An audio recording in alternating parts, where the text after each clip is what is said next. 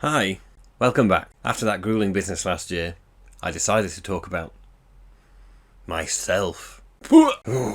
No, what does autism at the age of 36 look like? Yeah, I'm 35. Me. Ta-da! Me. It looks like me. This is me. Yeah, I was always sort of... Oh, I don't like it. Don't like this. I was suspicious that I had autism. For a very long time.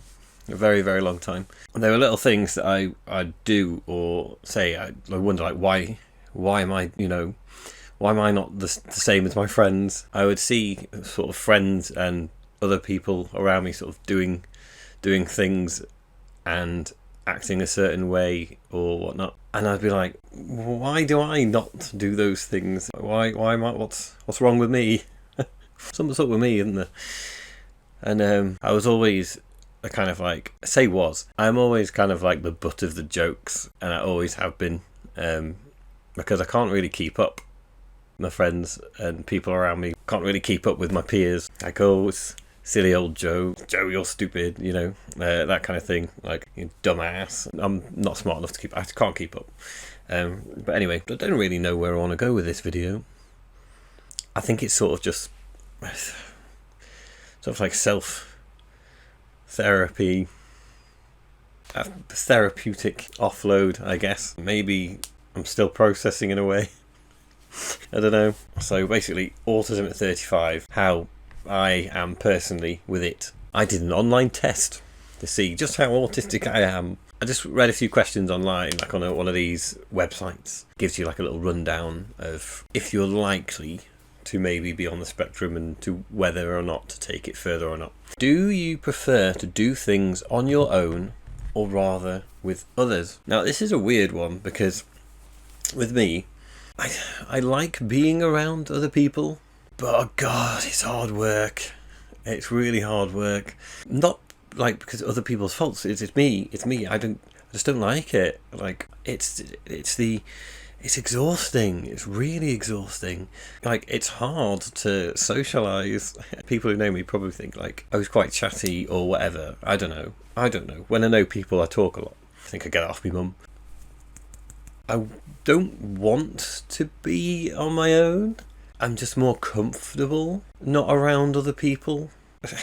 Being around other people's hard, isn't it? Wasn't it? Yes. Your own company is sort of like safer. Your own company is safer, and less exhausting. But it's like when you're on your own and you purposely keep away from people, it's like the feeling of loneliness and sort of like not like boredom, but like, I don't know, have to be doing something. So yeah, like a feeling of loneliness can sort of creep in a little, When that feeling of loneliness creeps in, feel sort of like compelled to force yourself into a social situation. But then once you're in that situation, you immediately regret it because you're like, oh, now I've got to be social. Oh no.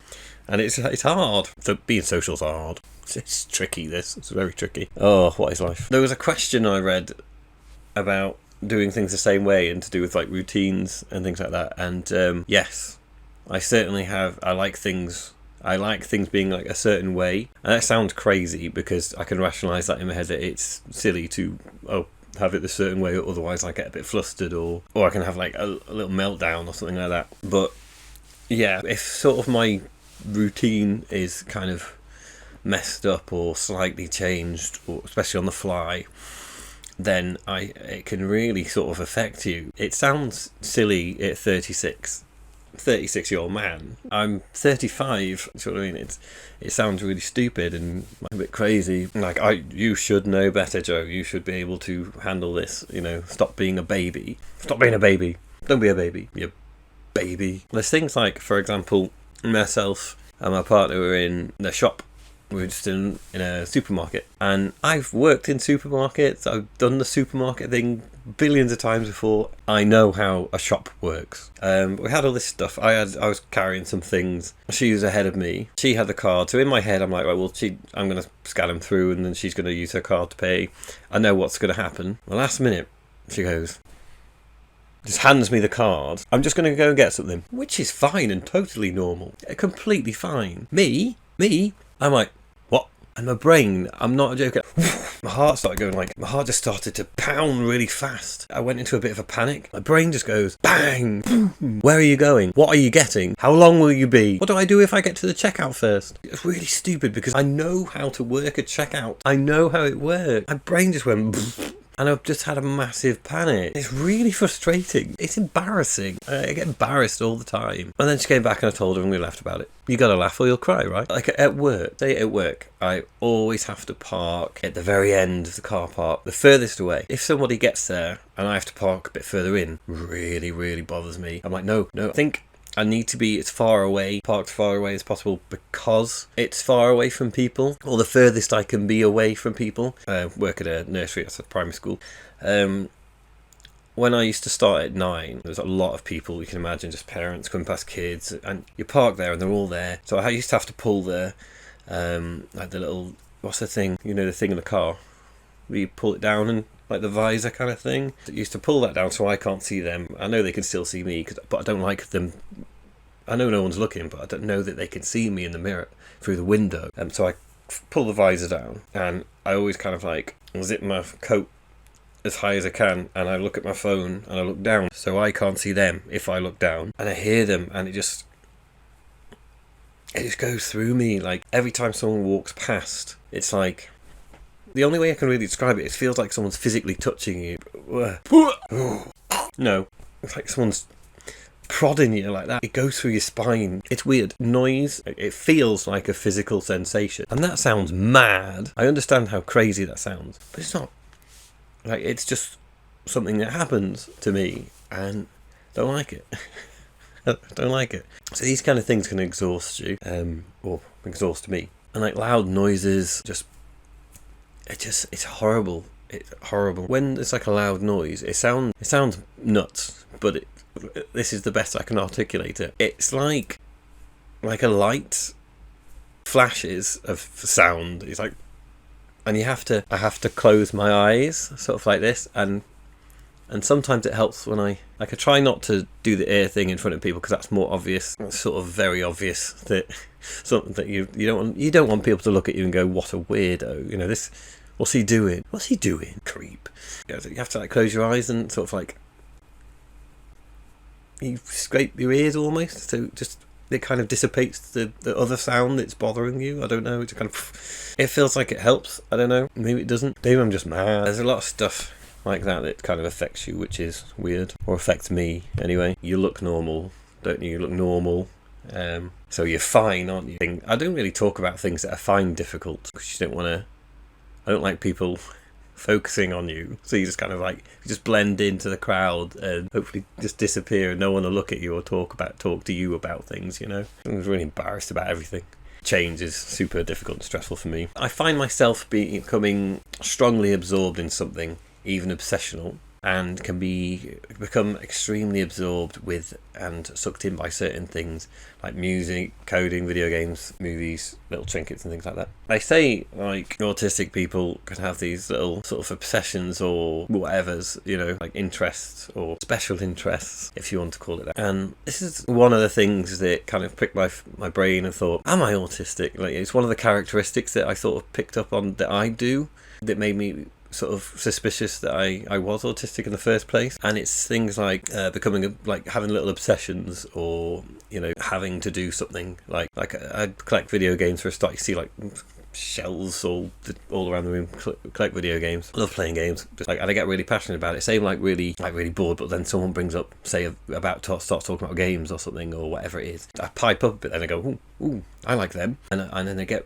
I start talking about them for a long time, and you know, I get quite invested with when something interests me. There's like little obsessional things. Like I have this is very embarrassing to admit, but I have a box under the bed downstairs in the spare bedroom, and in said box is a collection of knickknacks and just things over the years that I've collected and just put in.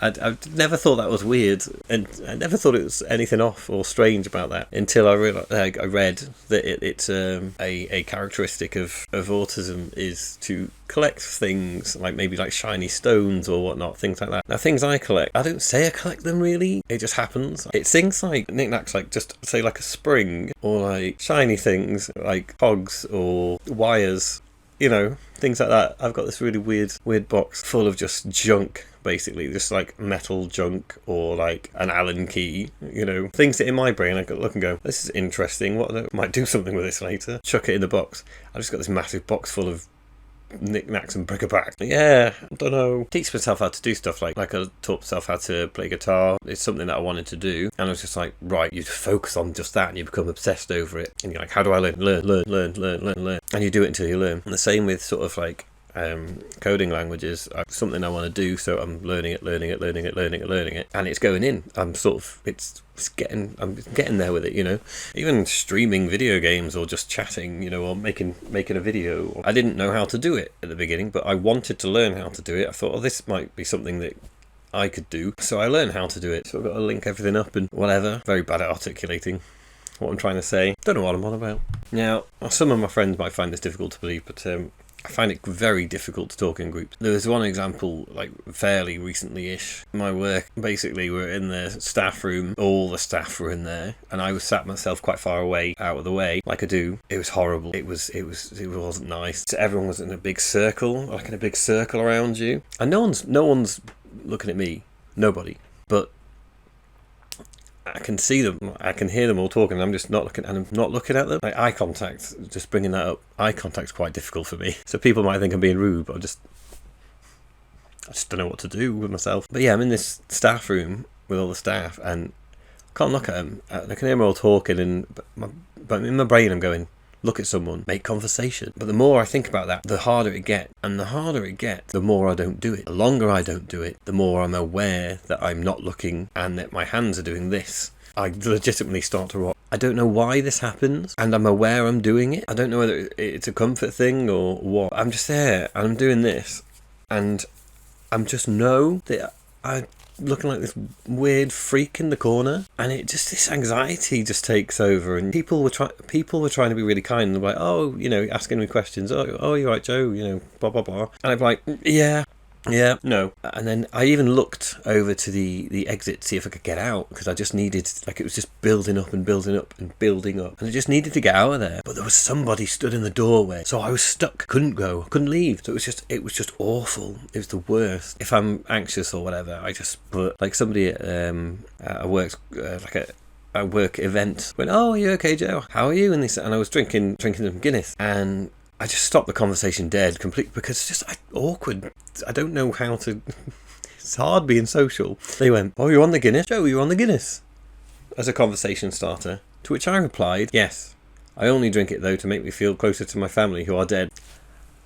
A way to kill the conversation. The second I heard myself say it. Why? Why did that come out of your mouth? Absolute moron. Idiot. Joe, you fool. Why do I say that? Being social is difficult. Like, another thing that happens with me is you have to really sort of like plan things extensively before I do them. I get really confused a lot, and if I am going to do something, I need to know exactly what it is that I'm going to do. What time are we going there? Where are we going? What time will we get there? Who's going to be there? What will I need with me? Etc, etc, etc. Like I said before, I don't like things being sprung on me last minute. It makes me panic for some reason.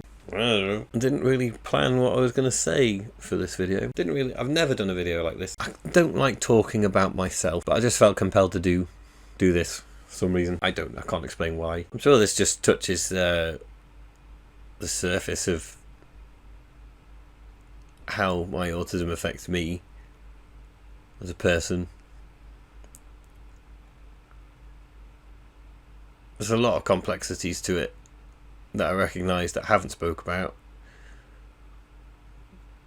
and Yeah, might not even upload this or even bother making a video about it. It's difficult, but it's also a good thing. It's a good thing that I've been diagnosed now, because it makes so much more sense to me. Whereas before I just go, oh, I'm stupid. You know, oh, why did I say this? Why did I act a certain way? Why am I going into a panic over this? Or whatever. But now I know that, you know, there's a reason for that. I'm not crazy. You know, I'm not just rubbish. I know now. It's just a lot of things make more sense. I understand myself more now. Yeah, I understand myself more now.